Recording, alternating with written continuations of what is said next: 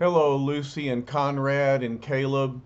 Papa is here, and I have one of the most dramatic stories ever among the many adventures of the Fantastic Four. This comes in the aftermath of the Battle of the Baxter Building, when the Fantastic Four, along with Daredevil, were fighting against Doctor Doom, and in order to defeat him, uh, Mr. Fantastic had to use the stimulator ray on everyone so that they could recover their powers. But remember, Ben Grimm had finally returned to normal human shape, and he didn't necessarily want to become the Thing again, but his strength and power were necessary to defeat Doctor Doom. And so Reed turned the stimulator ray on his friend Ben, returned him to his rocky, powerful shape, and they were able to defeat Doctor Doom, who limped away. Well, at the very end of that issue, you'll remember that Ben became so angry and frustrated that he decided to leave the Fantastic Four. This is the continuation of that story. All right, here's the title is The Brutal Betrayal of Ben Grimm, when Ben turns against his friends, Reed, Sue, and Johnny. And look who's waiting in the background. It's the Frightful Four, Madame Medusa, the Wingless Wizard, Trapster, and Sandman. What do they have to do with this saga? A great deal, as we will see. All right, let's move into the story. Here's the picture. We see the Baxter Building in shambles after the battle with Doctor Doom. We see the Thing walking away. Reed is reaching out and clutching him, hoping to hold him back, to change his mind. The editor catches us up. Last month we saw the FF defeat Doctor Doom, but in order to gain the victory it was necessary once more to change Ben Grimm into the grotesque Thing. Now bitter and frustrated, the orange-skinned powerhouse decides to quit the Fantastic Four. Only Mighty Marvel could bring you such a shocker, destined to become the most talked about action thriller of the year and of many years since, featuring an all-star cast. All right, here's what Reed says. Ben, come back. You can't just walk out that way. You don't know what you're doing. Sue says, he'll never forgive any of us, darling. We've lost him. Johnny says, wait up, big buddy. I want to talk to you. But the Thing says, Lego, I'm cutting out. I'm through. I said, Lego, and he shrugs off Reed's arm. He says, you can get yourselves another fall guy. And here comes the Torch trying to get ahead of Ben and stop him. He says, hey, Ben, what gives? We're your pals, remember? If this is a gag, you've made your point. Oh, look out! As Ben shoves the Torch aside. Darting aside to dodge the Thing's blow, the blazing torch accidentally touches off the automatic sprinkler system. And Ben says, go soak your head for a while, Junior. I've got me a lot of thinking to do. Blast it, says the Torch. My flame's going out just when I need it most. I'll never be able to stop him now. And so with the deluge of water, it puts out Johnny's flame. And he says, Ben, listen, where are you going? What'll you do? Ben. Reed says, it's no use, Johnny. We've no right to stop him if he really wants to leave. All we can do is hope that he will decide to return. But I never saw that look in his eyes before, answers Johnny. A look of sorrow and pain. Yes, frustration and disappointment. And so the Thing goes down in the elevator, and Johnny Storms, who knows the mighty Thing as well as any other human can, has come very close to the truth. Ben thinks, I took everything Doom could throw at me. Force rays, electric jolts, the works. It would have been enough to clobber an army. But in order to do it, I had to let Reed turn me into the Thing again. I had to give up my one chance to be like any other normal Joe. Now that it's over, Reed and Sue can get married. Johnny can go back to his chicks and his sports cars. But me, I'm a walking monster again, and I'll probably stay this way forever. I'm through taking the pratfalls while they get the glory. Let 'em find another Patsy from now on. I've had it. What a payoff. Every muscle is aching me. I can hardly stand up, but I never let them know how I'm hurting. I'll never let them know anything anymore. And so look, he climbs into the back of a pickup truck, and the guys inside say, I'm glad there are no more deliveries to make, Lou. I'm taking the little woman bowling tonight. All right, so he's got a big evening, and so they drive off into New York City traffic, and Thing thinks, I don't know where this pickup truck is headed for, but as long as it's away from the Baxter building, it's okay with me.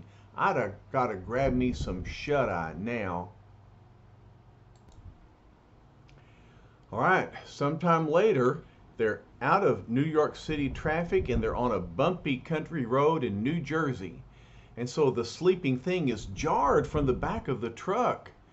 And the truck speeds off. The fellow says, step on it, will you, Lou? If we're late, we'll never get a bowling alley. All right, so they don't even know that they had the Thing in the back of their pickup truck. And now the Thing is stretched out on this road. There in the lengthening shadows, a strange, powerful, orange-skinned figure lies, his tortured body so hungry for sleep that even the jarring impact of his fall cannot awaken him. Look what's happening next. Minutes later, a silent, invisible force lifts the mighty muscled Thing as effortlessly as a feather, gently drawing him into the air. And look, he's floating and moving toward this abandoned building, or old building, looks abandoned, but we hear voices. Here he comes. Don't make a sound. This is the crucial moment. He must not awaken until we have him safely inside. Whoever the occupants of that gloomy house may be, one fact is certain, they're not the Fantastic Four. Miles away, at that very moment, the renting agent of the world-famous Baxter building lodges a most severe complaint with Reed Richards. He's angry about the destruction. He says someone will have to pay for the damages done to this building during your battle with Dr. Doom. Richards says, I understand that, Mr. Curtis, but you must realize we were defending the city against a terrible menace. Sue says, I think they would pay us for defeating that horrible creature. There's always collateral damage in these super battles. The agent says, well, we can let our lawyers iron out the details, but have you ever considered moving your headquarters to a lonelier part of the city? That might be a good idea. But Reed says, no, it's not a bad idea. However, we have a more serious problem to cope with right now. So if you'll excuse us, Mr. Curtis, says Sue. Then, with the departure of the renting agent, the three get to moving on cleaning up the debris. The Torch says, I'll melt down the machines which are beyond repair, Reed. And so look, Reed uses his arm as a giant scoop. He says, thanks, Johnny. Meanwhile, I'll clear away as much debris as possible. Too bad we can't hire a cleaning service, but there's too much hush-hush material involved. And look what Sue is doing. Invisible Girl is using her force field to create bubbles that will scoop up the debris and roll them away. Sue says, you were right, darling. My force field makes moving this heavy equipment A simple matter. Now look who enters the room. It's Alicia. Reed Richards notices her. Alicia, we didn't expect you, dear. And he thinks she must be worried about Ben. Johnny says, careful, there's debris in front of you. Alicia says, I haven't heard from Benjamin all day. Is he here? May I speak to him? And Sue thinks, I've been dreading this moment. What can we tell her? Reed says, I'll level with you, Alicia. Ben's gone. He said he wanted out, and we couldn't stop him. We had no right even to try. Alicia says, gone? Gone where? He was hurt in the fight. He needs nursing. He needs help. You're his friends. How could you let him go? And Johnny says, I've been wondering that myself. I know how you feel, Alicia, says Reed. We all feel the same. But Ben is a grown man. This isn't a prison. He's free to leave if he wants to. We all are. But, says Alicia, he didn't even say goodbye to me. He must be hurt, far more than we suspect, in order for him to have forgotten me. Sue says, that's it, dear. You just have a good cry. I think the boys would like to shed a few tears also, if it weren't so unmanly. And Johnny is over here kind of making some doodles with his fire. Says, in a way, I don't blame the big lug. It looks like he's always the one who takes the lumps, while everything comes up roses for us. Meanwhile, somewhere in an isolated section of New Jersey, the missing member of the FF is effortlessly drawn into a large, forbidding mansion. And the voice inside says, so far, so good. Once he is safely inside, we'll assume complete control over him. Perfect. Now deposit him on the floor while we make sure he wakes up powerless. Who is it that's speaking? Who is it that is inside this mansion? Who is it that has drawn the thing into their clutches? Well, here's a clue. A voice says, all right, Pete, he's all yours. You know what to do.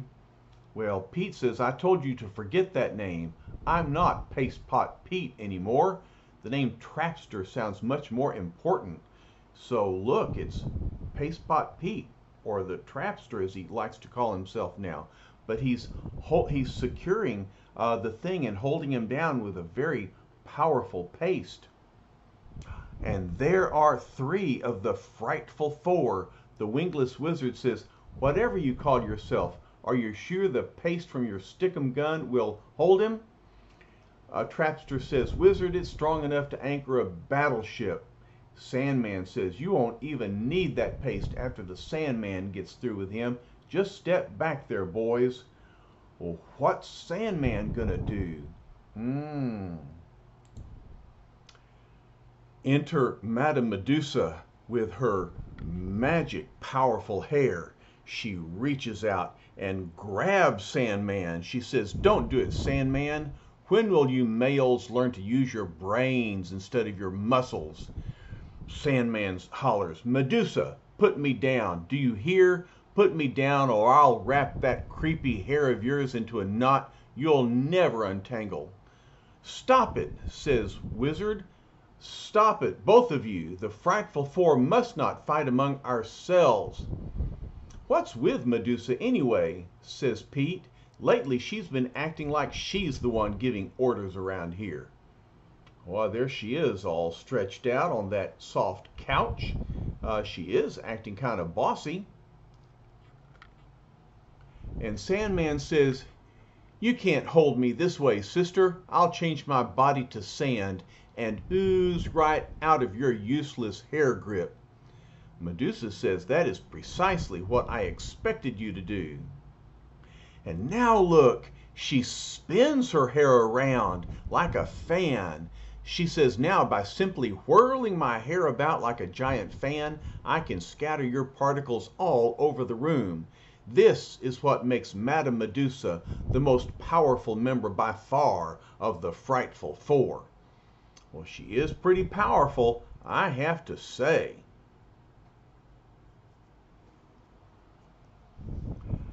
And Pete rubs his eyes. He got sand in his eyes. He says, "Phew, whoever decided to call him the weaker sex?" "Fate delivered the thing into our hands, wizard," says Medusa. "Luckily you were checking the area with your video scanner when you saw him. Then it was a simple matter to transport him here with your anti-grav ray device. But he can be our greatest weapon. He must be made to serve us." Wizard says, "My sentiments exactly, Medusa, and I know just how to accomplish that little matter." Pete says, "I say we should polish him off right now." "Silence, trapster," commands the wizard. "I give the orders here." Pete says, "Yeah? Tell that to Medusa." Yeah, I think she's trying to take over the Frightful Four. "Look, the Sandman is reforming." "Naturally," says Medusa. "I did not attempt to injure him permanently." "Darn right you didn't," brags Sandman. "I'm the only one here with gumption enough to stand up to you, baby." Wizard says, "Enough talk. We've got to carry the thing to my id machine." Id machine? What's that? While back at the Baxter building, we find Sue and Alicia and Reed. Sue thinks, "I've never seen Reed look so worried." "Where can he be?" asks Alicia. "Someone must have seen him by now." Reed answers, "The police have ordered an all-state alarm for him. He's got to be found soon." "Perhaps he was injured more than we suspected during his battle with Doom. And yet I've checked every hospital, still no trace of him." "You can't blame yourself, darling," says Sue. But Reed says, "Of course I can. As leader of the FF, I'm responsible for everything." "But I'm sure he'll return," says Sue. "After all, Benjamin is the best man at our wedding." "Wedding?" says Reed. "How can you think of a wedding at a time like this, Sue?" And Alicia thinks, "Oh no, don't let Ben be the cause of Reed and Sue splitting up. I couldn't bear the thought of that." "Let go of my arm, Sue," says Reed. "This is no time to go feminine and romantic on me. I've got things to do." "So have I, dear," says Sue, "and one of them is to get you out of that grouchy mood of yours." Then here comes the Torch. He says, "Hey gang, listen to this. I just got a lead on Ben." A motorist reported sighting him on the back of a pickup truck barreling along Route 4 in Jersey. So that's right. That's where he is. He's in New Jersey. Reed says, "What are we waiting for? Let's go." And so they jump in Johnny's modified SS Excalibur Racer. Wow, good looking car. And Sue says, "But I thought you said Ben had the right to go where he pleased, to do what he liked." And Reed answers, "He has, but I must be sure he's all right. I must be certain he doesn't need us." And Johnny says, "In a way, I'm glad our Fantasticar was wrecked last week. I've been itching to let this baby out and see what she can do." Vroom goes the sports car.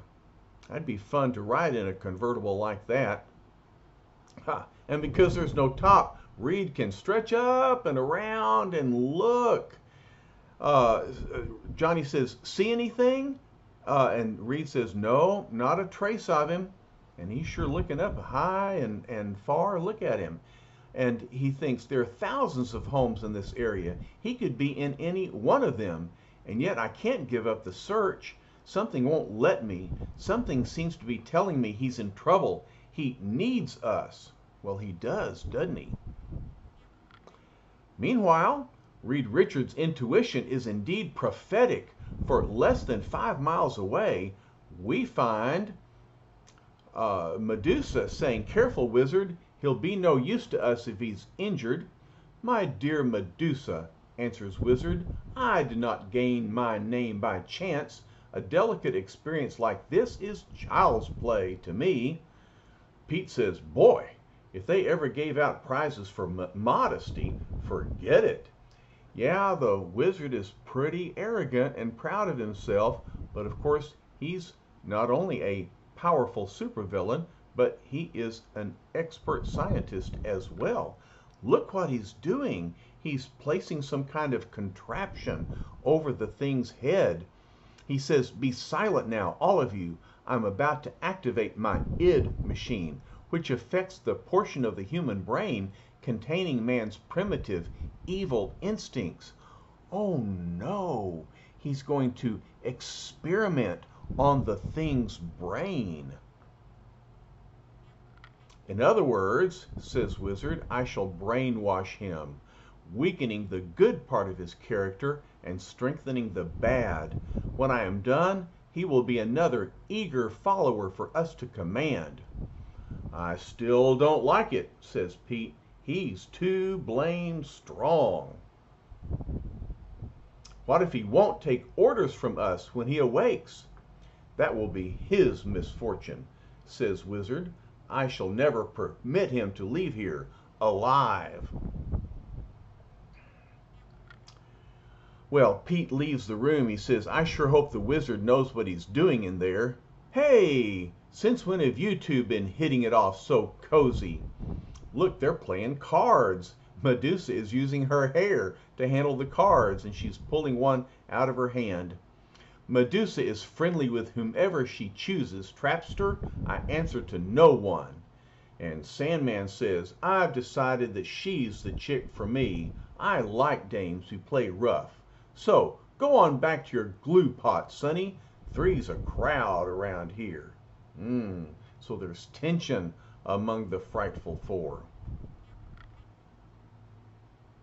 But Trapster reacts. He says, "If anyone leaves, it'll be you, Ugly, and this'll help speed you along your way." And so he attacks Sandman. Medusa says, "Trapster, have you gone mad?"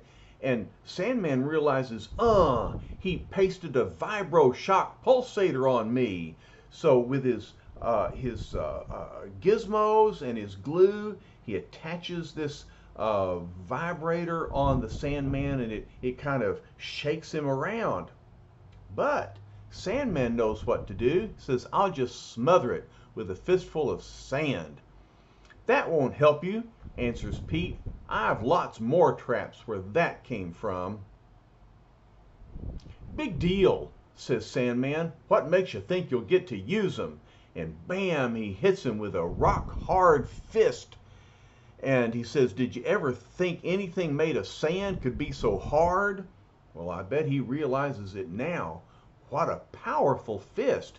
And it's hitting him pretty hard. Well, Medusa gets into the fray. "Sandman, stop it," she says. "He's no match for your quick change body. You'll hurt him." Sandman says, "Perish forbid. You want me to cry myself to sleep?" And so Medusa grabs Sandman's arm. Sandman keeps slugging Pete, who's being knocked backwards. And all of a sudden, the house is rocked by a thunderous force as the very floor beneath their feet buckles. Sandman says, "What in blue blazes is that?" But it knocks them all up in the air. Look who it is. It's the Thing. He's pounded the floor with such force that it knocked everybody into the air. Wizard says, "I just wanted you to meet your newest teammate. I suggest you stop that childish display of temper. It might get on the Thing's nerves." Well, what's the Thing up to? Pete says, "What makes you think we're scared of that orange-skinned goon? He ain't gonna shove the Sandman around.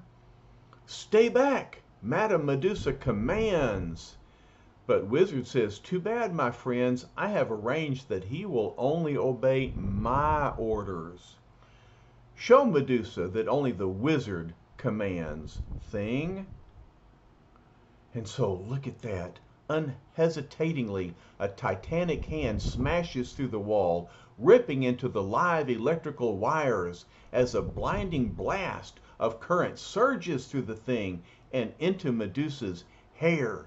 So the thing grabs electricity. It surges through his body, through Medusa's hair, and it electrifies her. And she's knocked out. "Well done, my powerful pawn," says Wizard. "I think my other two accomplices have gotten the message. You may put her down now. She'll regain consciousness shortly." Goodness. So within just seconds, the thing has rendered Medusa powerless. "Have a cigar, thing," offers Wizard. "I think we're going to get along just fine, just so long as you remember who's in charge." The thing answers, "I don't care about that, just so long as I've got enough clobbering to do." Look at his eyes, they're angry, his teeth clenched as he smokes the cigar. But outside, look, it's a flare lighting up the sky overhead. Wizard says, "I was expecting this. I knew that they'd come, sooner or later." "They?" asks the thing. "Who's they?" Wizard answers, "Your ex-partners." The remainder of the Fantastic Four are in the area. They're shooting up flares to alert the thing to their presence. They're hoping to find him and rescue him. But they don't know that the thing has betrayed them. He's gone over to the other side. But of course, it was the Wizard's id machine strengthening his evil impulses that brought him over to their side. And so now he will be opposed to his teammates when they show up. That's going to be the story in our next episode. And it's a powerful story. I'm looking forward to telling it to you, and I hope that you'll be around to listen to it and that you'll enjoy it as much as I do. All right. Thanks for listening. I love y'all, and we'll talk to you later. Bye-bye.